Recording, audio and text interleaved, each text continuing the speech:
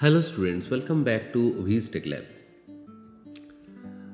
Syllabus analysis নিয়ে আমরা এর আগেও অনেকগুলো ভিডিও করেছিলাম, যেখানে কম্পিউটার সায়েন্স, কম্পিউটার অ্যাপ্লিকেশনের সমস্ত সিলেবাস ডিটেলে দেওয়া হয়েছিল। নতুন দুটো সাবজেক্ট ইন্ট্রোডিউস করিয়েছে, একটা হচ্ছে AIDS আর একটা হচ্ছে APAI। APAI এই মুহূর্তে ক্রেজ বেশি, কারণ APAI অ্যাপ্লিকেশনের সাবজেক্ট। তো সায়েন্সের সাবজেক্টের ক্ষেত্রে অনেকেই কম্পিউটার সায়েন্স কোর নেওয়াটা প্রেফার করে AIDS এর থেকে। বাট প্র্যাকটিক্যালি দেখতে গেলে যদি নন সায়েন্সের গ্রুপের লোক হও তুমি, তাহলে তোমার জন্য APAI comparatively sounds good actually. But computer অ্যাপ্লিকেশনও খুব ভালো সাবজেক্ট। তো আমাকে যদি জিজ্ঞাসা করা হয়, বলবো কোর ইজ অলওয়েজ বেটার। হ্যাঁ, কোরের সাথে যদি নিতে চাও দ্যাট ইজ ফাইন। আর আদারওয়াইজ যারা CBSE থেকে ওয়েস্ট বেঙ্গলে আসছে, তাদের জন্য APAI will be a good subject. কেন সেটা জানার জন্য পুরো ভিডিওটা দেখতে হবে, কারণ পুরো ভিডিওতে আমরা যখন সিলেবাস অ্যানালিসিস করব, তখন আরও ডিটেলে বুঝতে পারবে যে কেন এই কথাটা বলছি, যে APAI খুব ভালো সাবজেক্ট হবে যদি তুমি কম্পিউটার অ্যাপ্লিকেশনের সঙ্গে এটাকে নাও। চলো, আমি বলার সময় অনেক কিছু বলে যাব। হ্যাঁ, কেন ইম্পর্ট্যান্ট, কেন অ্যাডভান্টেজ আছে কম্পিউটার অ্যাপ্লিকেশন অ্যান্ড APAI একসঙ্গে নেওয়ার, সেটা নিয়েও আলোচনা করবো। APAI সাবজেক্টটা কেমন সেটা নিয়েও আলোচনা করবো। So first comes to class 11 semester 1 sir. তো first comes to class 11 semester 1। Semester 1-এর যে সিলেবাস APAI অনুযায়ী, মানে 11-এর ফার্স্ট হাফ, যেটা MCQ বেস টেস্ট হবে, সেটাতে আমরা ফার্স্ট অফ অল APAI-তে কতগুলো বড় বড় চমক আছে। সেটা হচ্ছে number of units are much more than computer science আর কম্পিউটার অ্যাপ্লিকেশন। বাট এটাতে ভয় পাওয়ার কিছু নেই, এটা তোমাদের জন্য বেনিফিশিয়াল। কারণ এতে কী হয়েছে, সাবজেক্ট টপিকগুলো ছোট হয়ে গেছে, তো আছে অনেক কম জিনিসপত্র।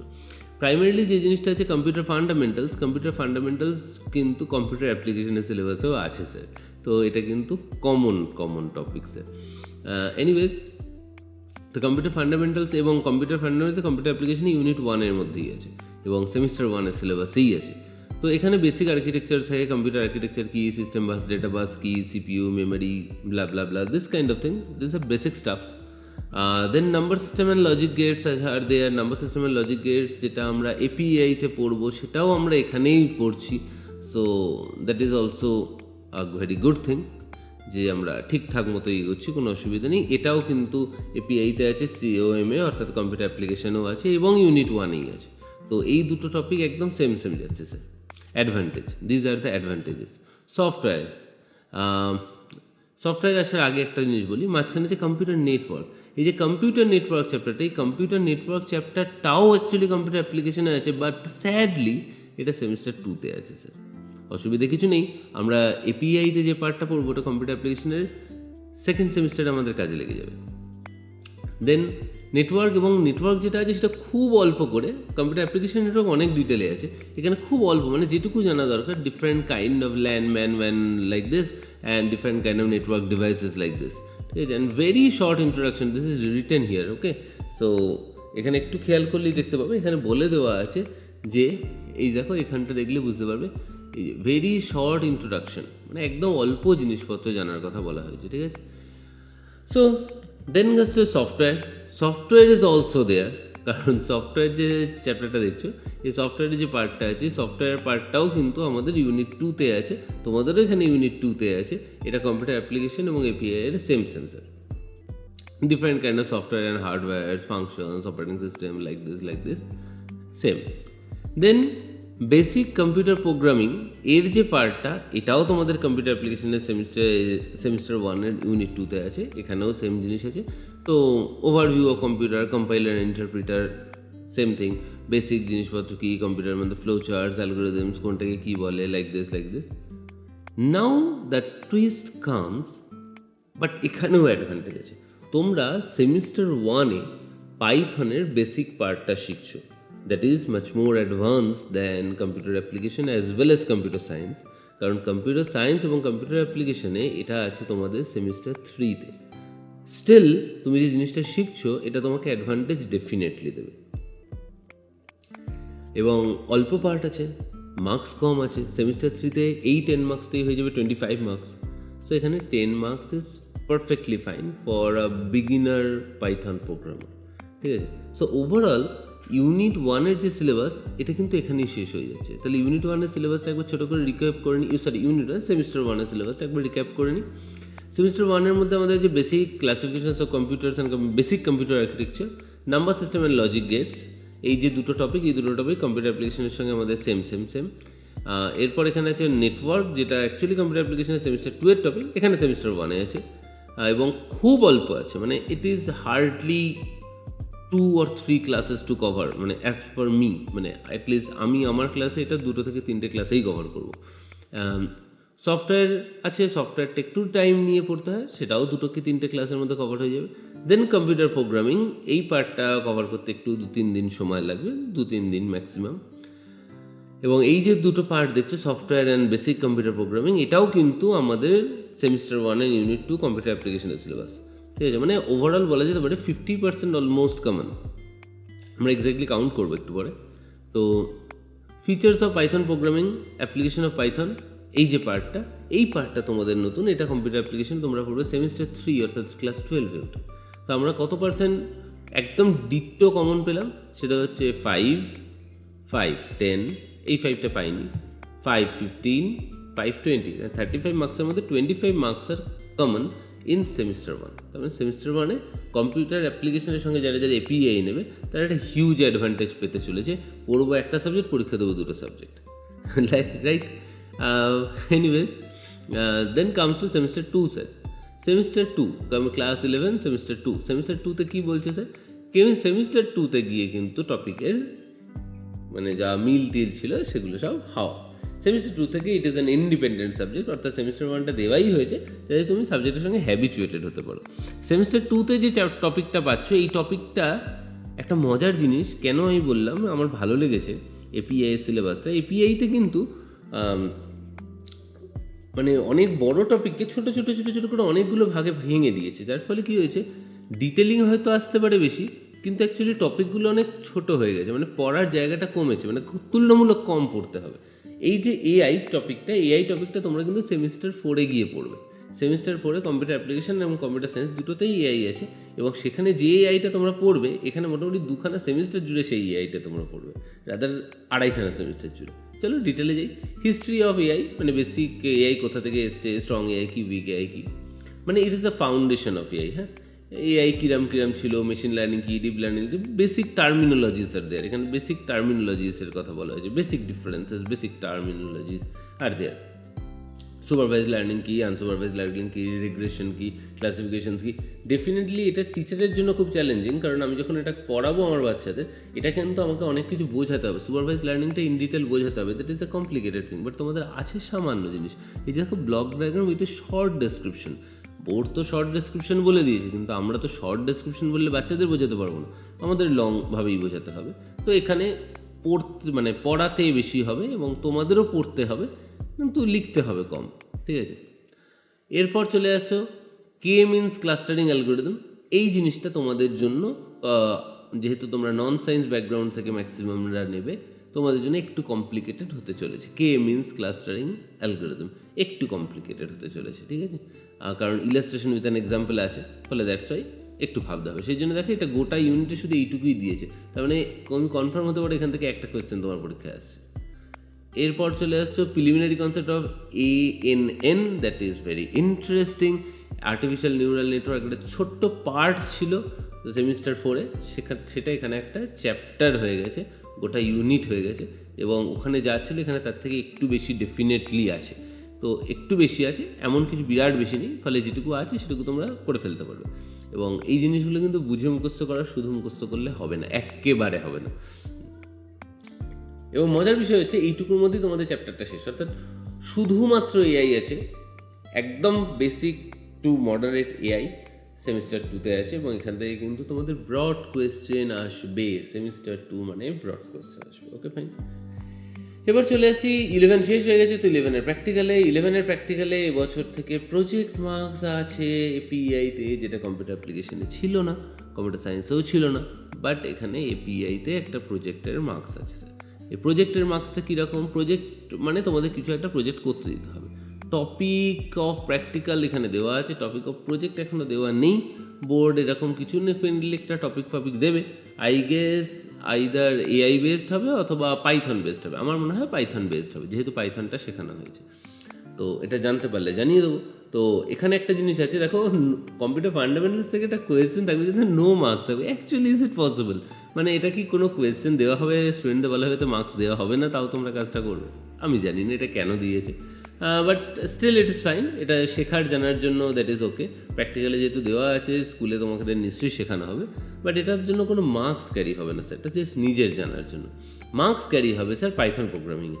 তো পাইথন প্রোগ্রামিং এখানে বেশ কিছু এক্সাম্পলস দেওয়া আছে, যে এক্সাম্পলসগুলো থেকে আমরা এটা বুঝতে পারছি basic Python programming, maximum if else অবধি আছে। আমি তো ফর লুপ দেখতে পাচ্ছি না sir.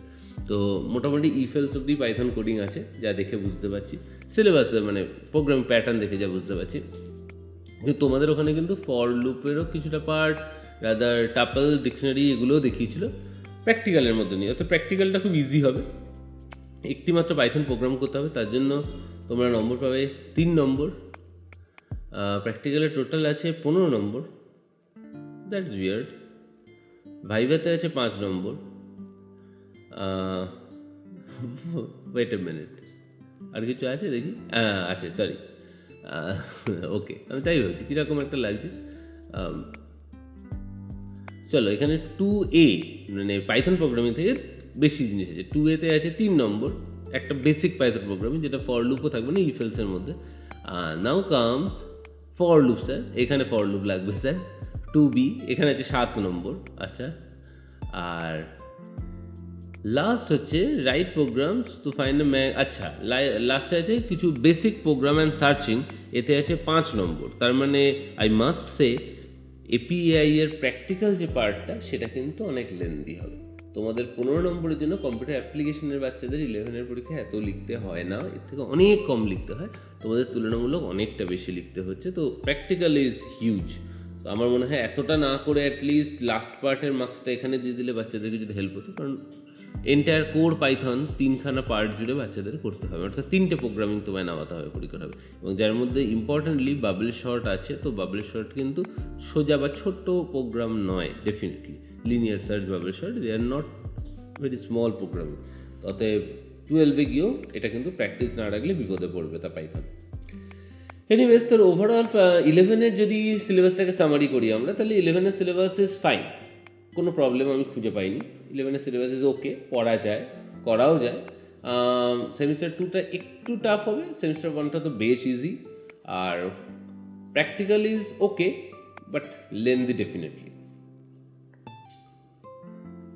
So now comes to the semester 2 sir, semester 3 sir, মানে that means class 12 sir. So welcome to the class 12 of semester 3 in applied artificial intelligence or API. এখানে যে পার্টটা তোমরা পড়বে ক্লাস 12-এ সেটা কিন্তু একদম কোর এআই স্যার। এই জায়গাটা থেকে নো মার্সি আমরা কোর এআইতে ঢুকে যাচ্ছি। কোর এআইতে দেখো এখানে টপিক কি, ইউনিট 1 যেটা পাচ্ছে different type of data and various applications areas of AI. এবং এই যে পার্টটা এটা কিন্তু বেশি পড়তে হবে না স্যার। এটা থেকে তোমাদের এমসিকিউ আসবে, কিন্তু এখান থেকে খুব কম এমসিকিউ আসবে। এখান থেকে খুব বেসিক জিনিসপত্র আছে, এটা খুব সোজা পার্ট। অ্যাটলিস্ট এইটা 1A আর 1B এই দুটোর ক্ষেত্রে অ্যাসিওরেন্স নিয়ে বলছি। হ্যাঁ, নেক্সট চলে আসছো পরেরটা ইউনিট 2। ইউনিট 2-তে কী আসছে না, AI in natural language processor, NLP. NLP একটা বড় টপিক, এনএলপিটা ভালো করে বুঝতে হবে। এনএলপির মধ্যে ছোটো ছোটো জিনিস আছে, চ্যাটবটস, অটো কমপ্লিট, যেগুলো আমরা ইউজুয়ালি ডেইলি লাইফ ইউজ করি, সেই জিনিসগুলো একটু ডেসক্রিপশনস আছে যেটা আমাদের পড়তে হবে স্যার। এনএলপির মধ্যে এই যে টুল কিট, এই যে পার্টটা একটু ডিফিকাল্ট হবে পড়ে মুখস্থ রাখতে বা করতে।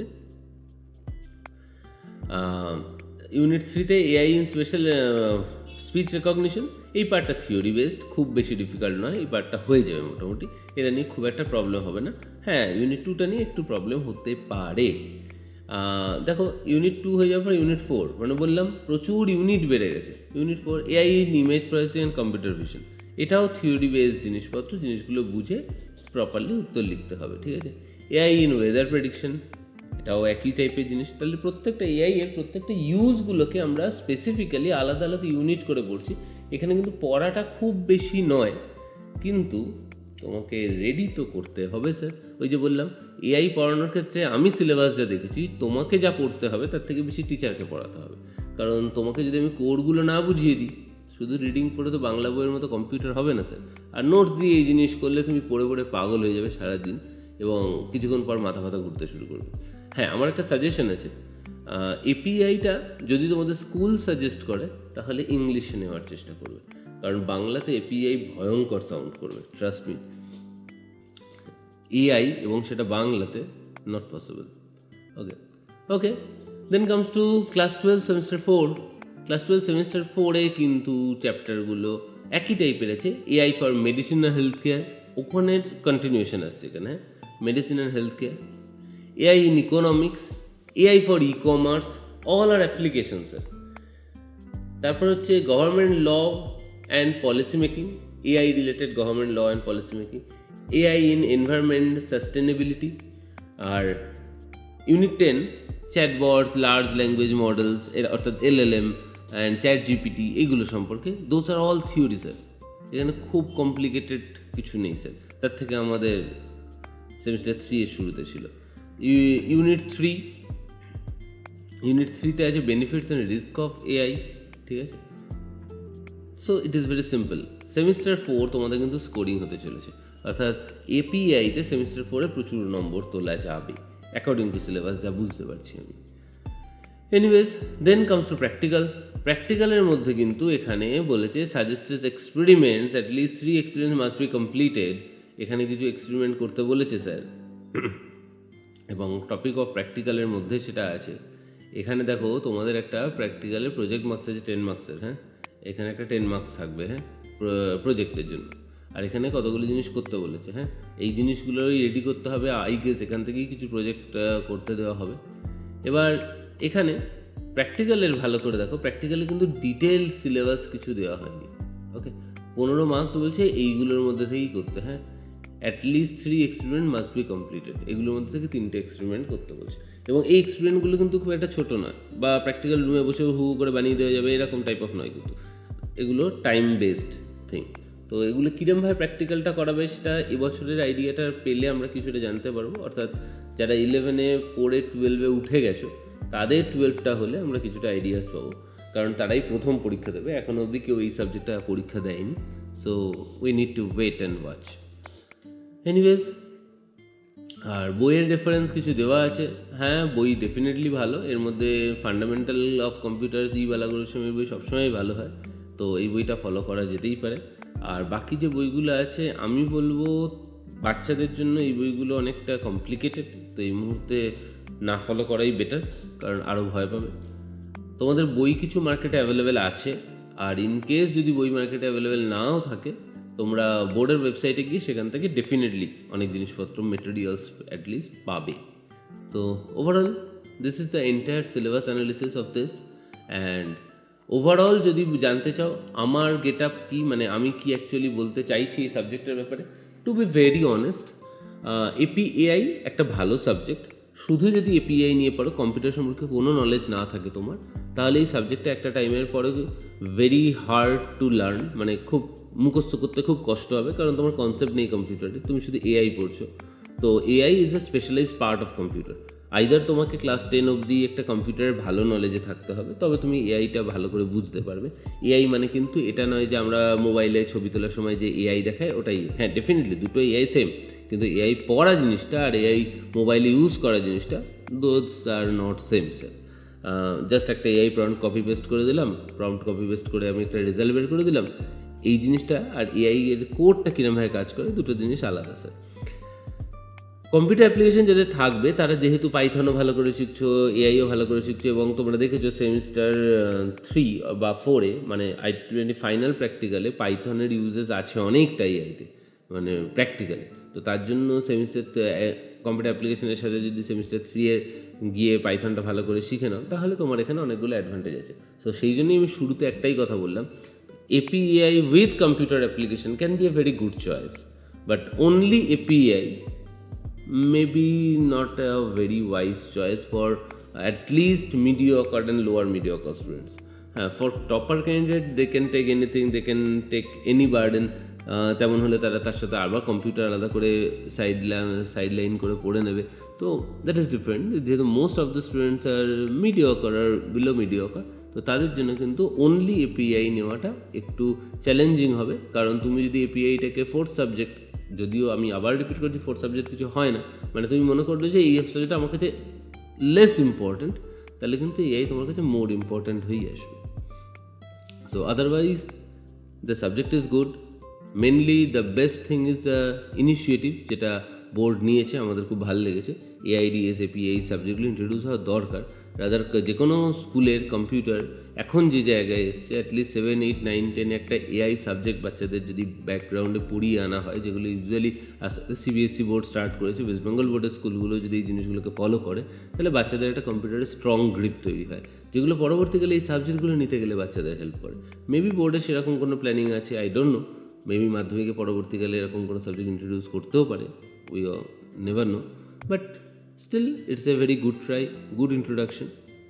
আই উইশ কারোর কোনো ডাউট নেই, কারোর কোনো ডাউট থাকলে কমেন্ট সেকশনে লিখে জানাও, আমি ডেফিনেটলি উত্তর দেওয়ার চেষ্টা করব। আর ডেসক্রিপশন বক্সে আমার কন্ট্যাক্ট নাম্বারসও দেওয়া থাকবে। In some cases anyone is interested for the class, API এর ক্লাস আমরা অনলাইন অফলাইনে মিক্সড করব, তো সেই জন্য online classes are also available. যদি কেউ অনলাইন ক্লাস করতে চাও আমার সঙ্গে যোগাযোগ করতে পারো, নিচে কন্ট্যাক্ট নাম্বার দেওয়া থাকবে। And definitely please don't call me, do WhatsApp. Thank you.